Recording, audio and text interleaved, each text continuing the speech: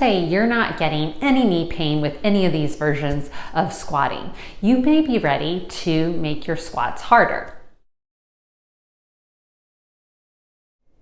If you were able to complete the sit to stand test from the previous video without any knee pain, you're probably ready to begin gradually increasing the difficulty of your squats.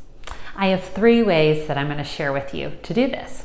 One will be using weights. The second is using a furniture slider, and the third will be using a chair. And you might be surprised, but the chair will be the hardest of the 3. By holding weights, you can make your squats gradually more challenging. And you can do this by choosing a relatively light weight initially and then progressing to heavier or larger weights. So you can start by holding the weights at your side, a similar weight on both sides to do your squats. And then you can progress to slightly heavier weights. You can also use one weight and hold it in front, kind of like this. It's often known as a goblet squat.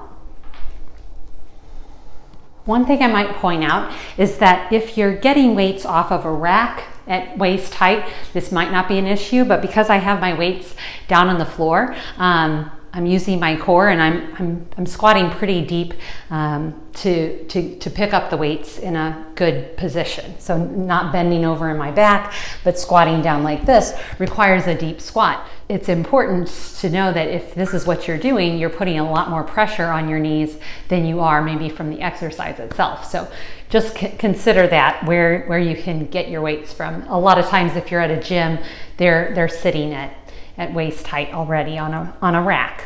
So the other thing to do with weights is to consider, in an effort to turn on your core more, consider an asymmetrical a load. So for example, that might mean using like a 5 and a 10-pound weight on each side, and the asymmetry will help you turn on your core. Or you can simply just use one weight. Like maybe this is way too much weight for you at this point. You can only use a 5-pound weight. That's fine.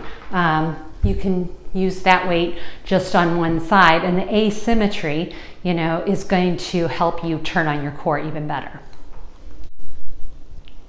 Regardless of whether you're doing easier squats or harder squats, you can recover better in between your squatting sessions. Your knees can recover better if you follow the recommendations within my free guide to Save Your Knees. You can access that at www.saveyourkneesguide.com. If this video was helpful to you, please like it and share it with someone who would like more resilient knees. And then subscribe to this channel and click the notification bell so you won't miss future videos about strong, healthy knees.